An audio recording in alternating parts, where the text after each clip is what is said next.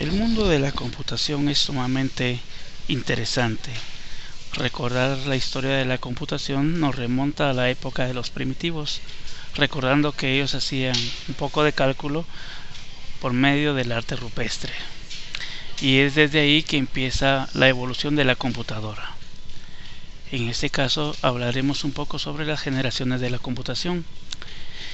Las generaciones de la computación abarcan un periodo de la historia de la computación en que las computadoras empezaron a hacer eso, ya computadoras que realizaban cálculos, que almacenaban información, entre otras cosas. Hablaremos de las diferentes generaciones que han existido a lo largo de la historia de la computación. Para tal efecto tenemos entonces la primera generación. En cada una de las generaciones siempre ha existido un elemento propio que ha permitido que la evolución de la computadora se lleve a cabo. En este caso estamos hablando de los tubos de vacío, que eran utilizados en aquellos computadores gigantes de la primera generación de computadoras que da inicio aproximadamente en 1951. Estos tubos de vacío se incandescían y de una u otra forma realizaban algún tipo de cálculo. El almacenamiento se lograba por medio de un tambor que giraba rápidamente, sobre el cual un dispositivo de lectura-escritura colocaba marcas magnéticas. Estas computadoras de bulbos eran mucho más grandes y generaban mucho calor que los modelos contemporáneos. Aquí tenemos un modelo de un tubo de vacío. También podemos mencionar algunas computadoras que utilizaban tubos de vacío y que pertenecían a la primera generación. Tal es el caso de la Mark I, ENIAC, EDVAC, UNIVAC, entre otras.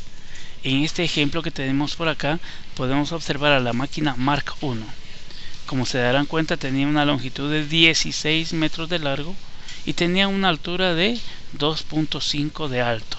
Se utilizaban varias personas para poderla utilizar.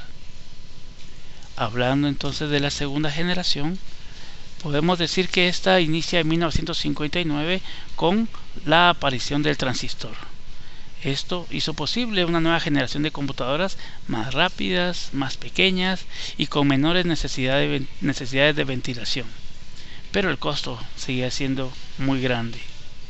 Las computadoras de la segunda generación también utilizaban redes de núcleos magnéticos en lugar de tambores giratorios, el almacenamiento primario. Estos núcleos contenían pequeños anillos de material magnético enlazados entre sí, en los cuales podía almacenarse datos e instrucciones. Podemos observar acá algunas computadoras, como por ejemplo la IBM 1401, IBM 1620, la DEC, la IBM 360 y la Atlas, que es la que tenemos en este caso acá. Como podrán observar, estos computadores utilizaban un sistema binario. Y si hacemos memoria, el sistema binario fue inventado en 1679 por Gottfried Leibniz. 1679. Y aún se utiliza este sistema binario en los equipos modernos para el procesamiento de la información. Yéndonos a la tercera generación, aparece este dispositivo llamado circuito integrado. Este hace que las computadoras fuesen más pequeñas todavía.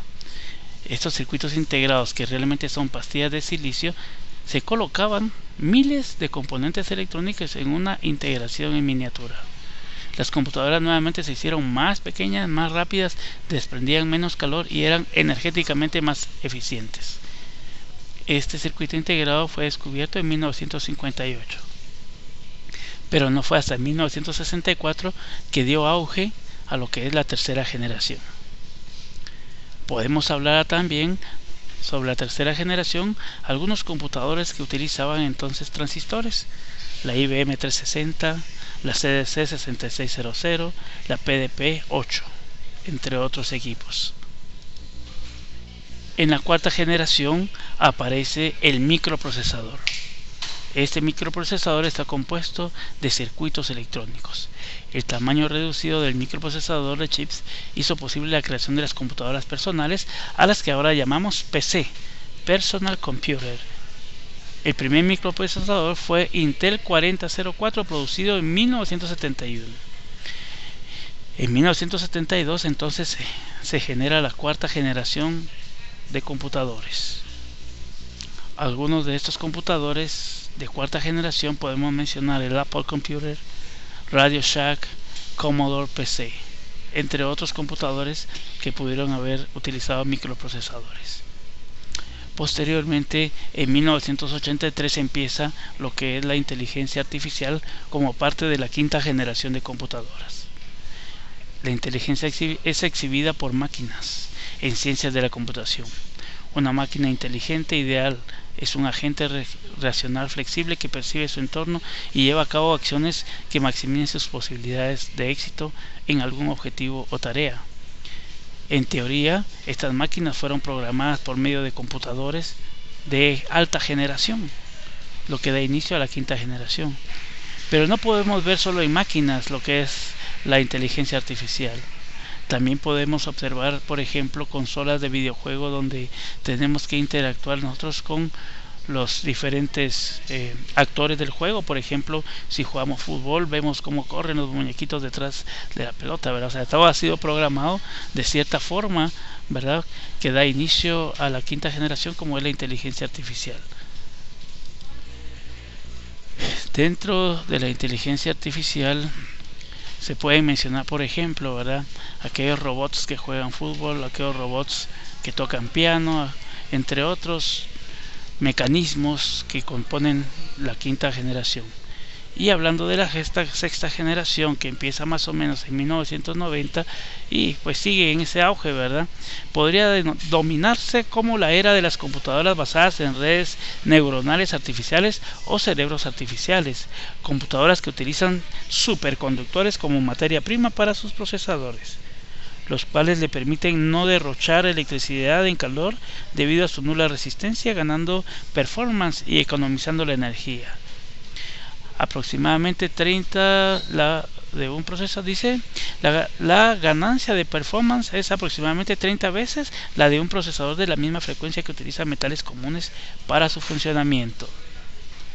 Aquí tenemos algunas características de la sexta generación: las computadoras portátiles, las computadoras de bolsillo, los dispositivos multimedia, los dispositivos móviles inalámbricos, el reconocimiento de voz y escritura, las computadoras ópticas, las cuánticas que utilizan electrones, moléculas, qubits súper rápidas, la mensajería y el comercio electrónico, la red virtual, las redes inalámbricas como el WiMAX, Wi-Fi, Bluetooth, el supercómputo que utiliza procesadores paralelos masivos, las memorias compactas, discos duros externos, USB, Star Media, entre otros. Es así entonces como las generaciones de la computación nos han permitido estudiar cada uno de los elementos que han permitido que cada una se lleve a cabo. Para hacer un resumen, podemos decir que en la primera generación aparece lo que es el tubo de vacío. En la segunda aparecen lo que son los transistores. En la tercera hablamos sobre los circuitos integrados. En la cuarta hablamos de microprocesadores. En la quinta sobre inteligencia artificial. Y en la sexta estamos hablando de computadoras de última generación. Punto.